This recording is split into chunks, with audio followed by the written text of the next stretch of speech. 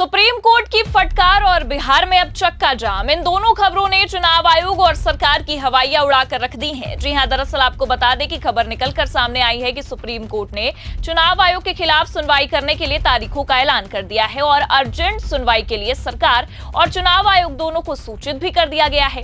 तो वहीं अब दूसरी तरफ सरकार के इस तानाशाही रवैये के खिलाफ अब राहुल गांधी ने सड़कों पर चक्का जाम करने का भी बड़ा ऐलान कर दिया है, जिसे लेकर अब भारी बवाल मच गया है। नमस्कार, आप देखना शुरू कर चुके हैं 4 PM न्यूज नेटवर्क और मैं हूं आपके साथ प्रगति ठाकुर। दरअसल आपको बता दें कि एक तरफ सुप्रीम कोर्ट में वरिष्ठ वकील ने दलीलें दी। वरिष्ठ वकील कपिल सिब्बल की दलीलों को सुनते हुए चुनाव आयोग के खिलाफ तगड़ा एक्शन लेने का ऐलान भी किया है सुप्रीम कोर्ट ने। और वहीं दूसरी तरफ बिहार में राहुल गांधी ने गदर काट के रख दी है। खबर देखिए आप, इसमें लिखा भी है, पटना में SIR के खिलाफ सड़कों पर उतरेगा महागठबंधन। 9 जुलाई को राहुल गांधी के नेतृत्व में होगा चक्का जाम। तो जैसे कि आप जानते हैं कि विपक्ष ने पहले से ही यह तय कर रखा था कि चुनाव आयोग और बीजेपी के इस खेल को बिहार में तो लागू नहीं होने दिया जाएगा, जिसे लेकर ही पहले तेजस्वी यादव, पप्पू यादव ने बिहार बंद चक्का जाम करने का ऐलान किया था।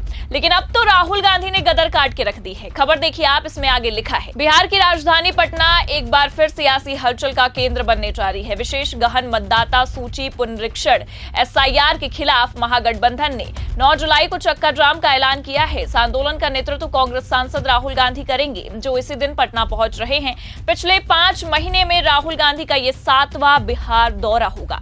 महागठबंधन के सभी घटक दल मतदाता सूची सत्यापन प्रक्रिया को पक्षपातपूर्ण और जन विरोधी बता रहे हैं। कांग्रेस का यह कहना है कि गरीब, प्रवासी और वंचित तबकों के मताधिकार पर यह सीधा हमला है। 9 जुलाई को पटना की सड़कों पर जनता अपना विरोध दर्ज कराएगी। पटना प्रशासन इस आंदोलन को लेकर सतर्क हो गया है। शहर के सभी थानों को अतिरिक्त बल और ट्रैफिक प्लान तैयार करने के निर्देश भी दिए गए हैं।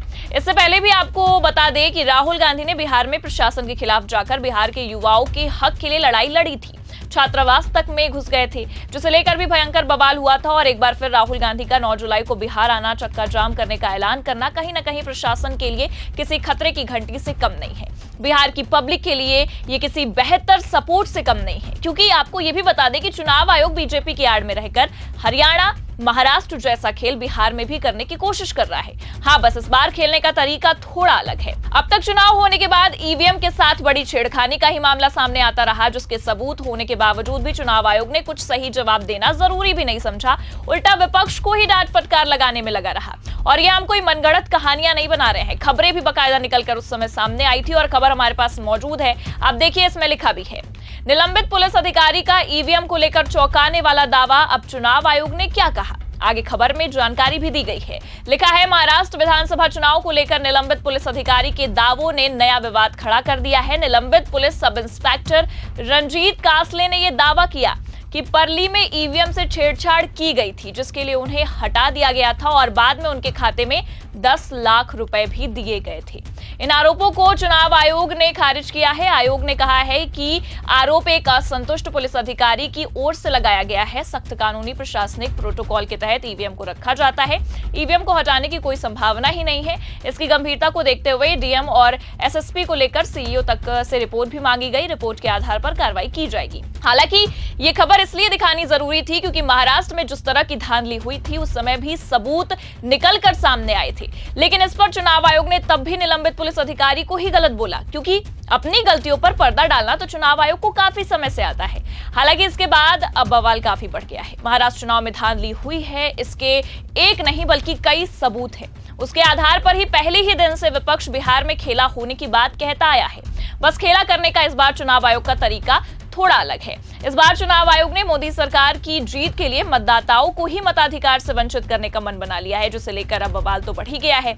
और राहुल गांधी ने बिहार में चुनाव आयोग और केंद्र के साथ साथ राज्य सरकार की भी बैंड बजा दी है। देखिए, आगे खबर में लिखा भी है, जानकारी के अनुसार Rahul Gandhi voter list updation को लेकर प्रक्रिया को लेकर केंद्र और राज्य सरकार के खिलाफ विपक्ष की रणनीति को धार देंगे।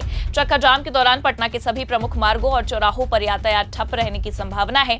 कांग्रेस पार्टी ने औपचारिक रूप से इस आंदोलन में भागीदारी की पुष्टि की है। आरजेडी और वाम दलों ने भी चक्का जाम में शामिल होने की घोषणा कर दी है। राहुल गांधी का यह लगातार 7वां बिहार दौरा है। इससे पहले वे जातीय जनगणना, छात्र आंदोलन और महागठबंधन की रणनीति बैठक में भाग लेने आ चुके हैं। अब वे एसआईआर के खिलाफ विपक्ष के जन आंदोलन को नेतृत्व देने जा रहे हैं। कांग्रेस ने कहा है कि यह चक्का जाम केवल बिहार नहीं, लोकतंत्र की आत्मा की रक्षा का आंदोलन है। हालांकि चुनाव आयोग ने बिहार में 24 जून से विशेष गहन मतदाता पुनरीक्षण अभियान चलाने का जो संकल्प लिया था, उस पर एक एक करके पानी ही फिरता जा रहा है। क्योंकि पहले तो केवल विपक्ष ने चुनाव आयोग को नसीहत ही दी थी कि इसे रोक दिया जाए, लेकिन अब तो मामला चक्का जाम बिहार बंद तक पहुंच गया है। और सबसे बड़ी बात यह है कि जो काम हरियाणा, महाराष्ट्र चुनाव में हुई धांधली और खासकर ईवीएम के मुद्दे ने नहीं करके दिखाया, वही काम अब खुद मतदाता सूची के मुद्दे ने कर दिखाया है। समूचा विपक्ष अब एकजुट हो चुका है और बीजेपी के तानाशाही के खिलाफ खड़ा भी नजर आ रहा है। सुप्रीम कोर्ट का दरवाजा खटखटा रहा है और हैरानी की बात यहां पर यह भी है कि सुप्रीम कोर्ट ने भी तुरंत इस मुद्दे को गहराई से समझा है और सुनवाई करने का तत्काल ऐलान भी कर दिया है। खबर देखिए आप आज तक की, इसमें भी जानकारी दी गई है। लिखा है, बिहार वोटर वेरिफिकेशन केस पर सुनवाई को तैयार हुआ सुप्रीम कोर्ट, गुरुवार को सुनी जाएंगी दलीलें। आगे बताया गया है, बिहार में विशेष गहन पुनरीक्षण के तहत मतदाता सूची से लाखों नाम हटाए जाने की आशंका को लेकर सुप्रीम कोर्ट में कई याचिकाएं दायर की गई हैं। सोमवार को वरिष्ठ अधिवक्ता कपिल सिब्बल ने इस मामले पर तत्काल सुनवाई की मांग की, जिस पर सुप्रीम कोर्ट गुरुवार को सुनवाई के लिए तैयार हो गया है।